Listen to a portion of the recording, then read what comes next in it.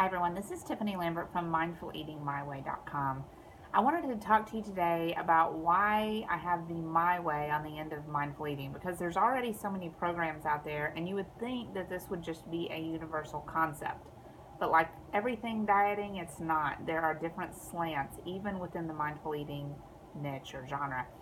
Um, I'll tell you what didn't work for me. There were so many different books that I read, intuitive eating stuff and mindful eating and normal eating stuff, because when I want to learn a concept, I like to devour a whole bunch of information on it. And what I found was that I had to kind of make it my own program, and I want all of you to do the same thing. Don't feel like you have any rules or guidelines that you have to go by. For me, one thing that I didn't like, aside from like some of the mindful eating programs, what they mean by that is making specific healthy choices. So mindfully meaning walking into the kitchen and not eating junk food, not eating anything you really want, instead making just healthful choices. Another thing that I didn't like is it would say that you needed to sit at a table. I even bought a table. I didn't even have a table. Bought a table specifically so that I could sit there at it, and I don't anymore. I like to sit in my chair or on my couch and watch TV. That's just what I enjoy. No TV was another thing. Don't have any distractions. They wanted you to sit there and stare at your plate, feel the senses of the smells and the textures and all that, and focus on that instead of on any kind of TV show or anything like that. It's not what I wanted to do. And they had things like chew your food 50 times or 100 times before you swallow, which was, I'm sitting here having to count. It's a drain, it's a chore. I don't like that. Put my fork down between bites, which at first it seemed smart because I was tending to eat fast. But then I got tired of it and I didn't want to do it anymore. Um, so I think for me, it was more of a hunger cues issue. I just wanted to focus on my hunger levels because to me, that's what a normal person does. They just kind of eat when they're literally hungry and they stop when they're not hungry, but before they get stuffed and full. So, one thing that I did, and I'll tell you, okay, I am not a very kumbaya person. I don't like the whole sing a song, let's get together and let's eat right and healthy and save the world type of stuff. It's just not me. I like fun stuff. I like just down to earth, real stuff. So, here's an example. I wanted to read this to you. I own Eat What You Love What You Eat. And it's good. I picked up some tips, okay? I get it. But here's an example of a paragraph, and this is kind of the way they talk about stuff. It says, this will be a very personal journey. You'll bring your own experiences, thoughts, feelings, and beliefs to the table. Every choice you make is an opportunity to experience and better understand why you do things you do, and then choose differently the next time if it will serve you better. Let me emphasize that this will be a learning process. Perfection isn't necessary. Be kind and patient with yourself. The freedom and enjoyment you'll discover are well worth it. That's great advice. It's great, and it's going to resonate with so many of you. But to me, it's too kumbaya. I like stuff that's a little more fun and blunt. So when I started reading this last night, I bought this one. It's called Thin Side Out by Josie Spinardi. And the reason I bought it is because I did a look inside and I loved what I saw. I loved the personality behind it. So the way she writes is funny, but I'm gonna share this one paragraph with you. She's talking about how diets don't work and how they actually make you gain weight. So she says, "Hello, talk about crash and burn. Not only do diets fail at producing or maintaining weight loss, but they actually make you gain weight. It's so bad that it's almost some kind of sick joke, like an acne cream that gives you cystic facial boils, or a fire alarm that doesn't work near heat or flame and has a tendency to shoot off sparks. And the fallout from dieting just keeps coming." That's the type of thing that I can sit there and laugh at. You know, an acne cream that gives you big old facial boils. Yes, that's right. That's what dieting is like, okay? So I really liked, and she has that all throughout here. And I know when I start doing dog ears like this in my books, it means it's a good book. I don't have that in my other books. These are things I'm like, ooh, I want to remember that. Ooh, I want to remember that. Just because I like it. And I get my pen out and I start underlining things. Um, that's when I know something's going to be really, it's going to resonate with me. Okay. So what I liked about this book is one thing that I want you to know is your mindset has to change as far as dieting. I still see people doing mindful dieting and they're so obsessed. They're obsessed with dieting and being mindful that it becomes a chore. I don't want that. I want to be normal. I want to not even have to think about it. And so my whole day, I don't want it to be obsessed with food and choices and chewing and forks and where I'm sitting and all that. No, it doesn't need to be like that.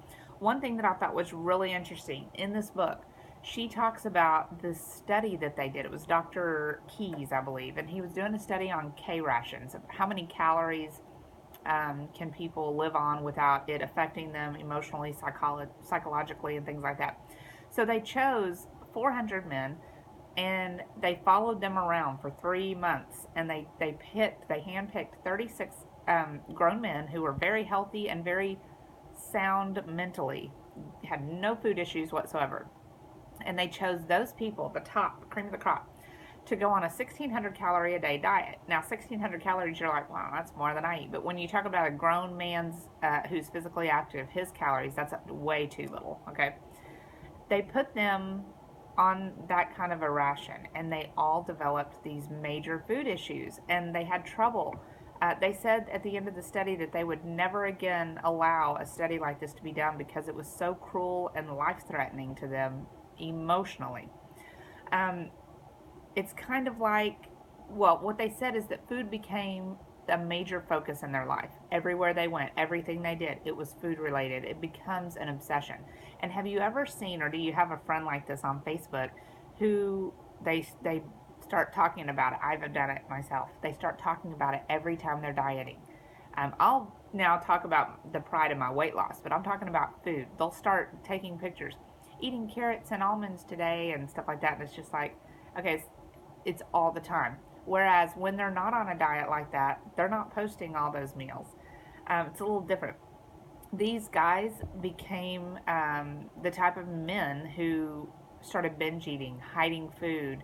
They were shaming themselves. One went to the people running the program, broke down in tears just talking about how he had cheated and all this kind of stuff. It became a real emotional problem. So the after effects after the study were still devastating. A lot of these guys did not recover emotionally from the eating disorders. And when you think of it, a lot of us have been doing this kind of stuff since middle school, high school, and we're in our 40s now, some of us in our 60s or whatever, and you're sitting there going, this is how long this has been going on. We've done the cayenne pepper and the lemon water and the cabbage soup and the cookie diet and the hot dog diet and everything. You've done everything. And they all work initially, and then you can't live like that anymore. I tried low carb. I thought I was going to love low carb. I thought it was going to be the end all be all of diets because I still got to have fat and meat and things like that. But then I was like, okay, I can't even enjoy some watermelon because it's too many carbs in it. And I can't enjoy half the fruit I used to eat or half the vegetables I used to eat. I had such a small picking, like strawberries and blueberries. That was it, basically. And then I had to watch, eat green beans instead of other certain things I couldn't eat. And I really started to crave fruit more than anything, and become obsessed with finding sugar-free candies that I could eat and stuff like that. I don't want to live like that. I don't want to live where I have to be relegated to anything. I want to eat what I want. One of the funny stories in here that she talks about that really hit home with me when I was reading it is they say in a study that they did, only 1 out of 200 people lose weight and keep it off on a diet. 1 out of 200.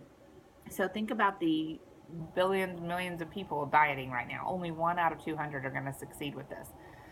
If we had an airline who had a track record of 1 in 200 flights landing safely, would you ever get on that plane? No, you wouldn't. It's too much of a risk. And yet we put our bodies and our minds at risk with dieting every day, and getting that whole dieting mindset, just to try to lose some weight. It's not worth it. So the first thing you have to do is, to me, kind of come to peace. I had to sit there and go, if I don't lose weight, I don't lose weight. I can't do this anymore. This is it for me. I'm done. I'm done worrying about it. I'm going to try to be the best I can and make this thing how I want it to be.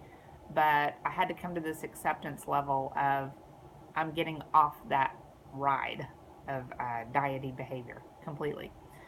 Once I did that, all of the pressure left. Now, granted, I'm now divorced. I don't have to put up with a spouse who ridicules me all the time for every little thing weight-wise. So that's a little different. If you're still in some sort of relationship with that, or have family members who are doing that to you, then you may still have to be obsessed with it, and you need to shut that out if you can. So, anyway, love the book so far. I'm going to take it with me on vacation. I'm going to be reading it every night. But this is the kind of stuff we need more of, to me, because it makes it enjoyable, and you laugh and you realize how ridiculous you've been.